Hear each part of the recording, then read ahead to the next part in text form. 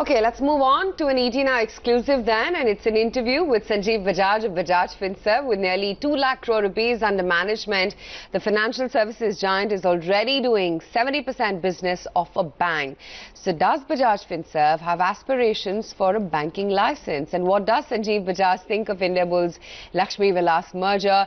Is it right for the banking landscape and the right way for an NBFC to go? Here's Sanjeev Bajaj in conversation with ET Now's Nayantara Rai. There are multiple issues over here, and that's why it's not an easy answer. I think as far as Indiabulls is concerned, they're in a peculiar situation, and maybe this is a solution for them if they get RBI approval. I don't know too much details other than what one reads in the papers. I think there is an equally strong opportunity in this country, whether you're a bank or you're an NBFC, and that is something that we as Bajaj Finance have demonstrated over the last 10 or 11 years, that you don't need a bank license to do 70% of what a bank does, and yes, 30% you cannot do, but this country is so large, it is so deeply unpenetrated, if that's the right English, as far as financial services is concerned. So we have a lot to do, and we've been able to show that. I believe that there are too many limitations around the banking license, which will interest good long-term promoters to apply for a banking license. For example, I think it is silly to have a rule to say you have to come down to 15% ownership.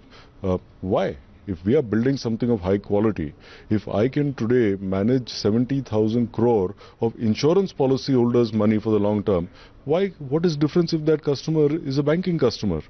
Insurance industry has shown since 2001 that it can be trusted.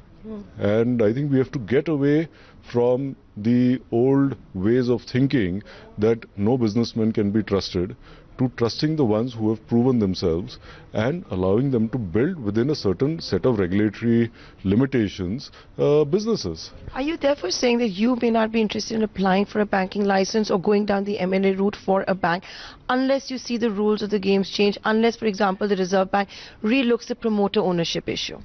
All I can say is, at this point, we are not looking at it. But do you think this is a healthy sign through M&As, especially if a candidate that might have been rejected in the past or not got a license by the RBI in the past? Difficult to answer that without understanding the details of the situation they are in. So as I said, this is a particular situation.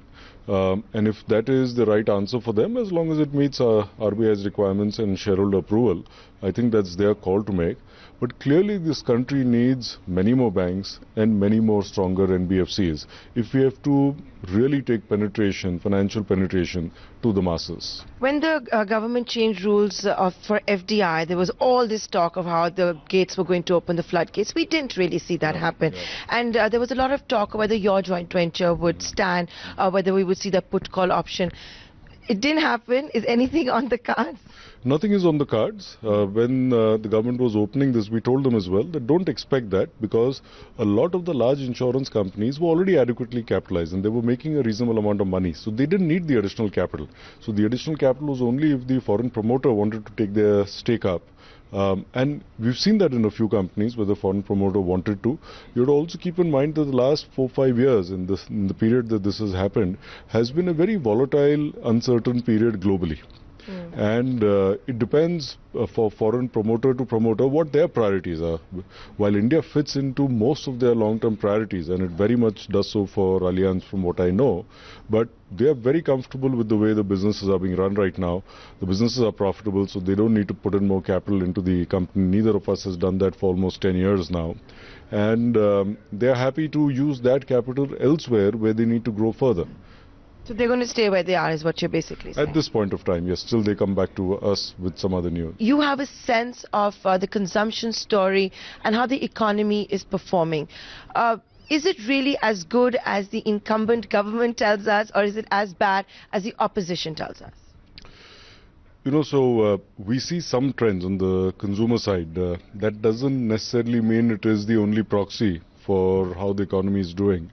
But for us, the closest big day was Gudi Padwa, which just got over, especially in Maharashtra, which is the new year there. And we saw two different, I would say, growth curves. Urban India did grow for us, but growth was slower. Tier 2 to Tier 4 towns were growing at twice the rate.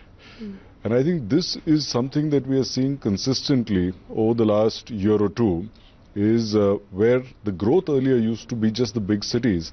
I think just with greater wealth creation and greater availability of financial services, aspirations, and media is creating the same aspirations whether you're in tier 4 or tier 1.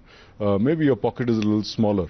So we are seeing these aspirations driving consumption, and we are seeing it very strong in outside of, say, the top 70-80 cities.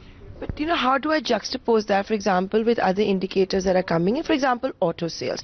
The auto companies are just not understanding why sales are not taking off at all. That will have a domino impact on a company like yours. It should have. It should have a domino impact on the industry. As a company, we are slightly in a superior position because of the value proposition that we are able to do with our instant loans, with our small ticket insurance, which gives us the additional volume. But yes, the larger industry, it should be. The larger industry, hence, if you see, has not shown very strong credit growth. If you look at the banking industry, for example, if you look at general insurance, on the other hand, the industry has grown at about 13-14%, but we have grown almost at twice that rate. So it varies. We are not necessarily the right proxy for the industry, at least in these recent years, because we've been able to outperform. And even with housing, if I were to just look at housing, that has not taken off. It was, for example, since, politics is the flavor of the season, allow me to say this, housing in the last 5 years of the Modi government hasn't taken off the way it was supposed to. They've tried a lot of SOPs, it hasn't taken off. That also has an impact on a company like yours in the economy.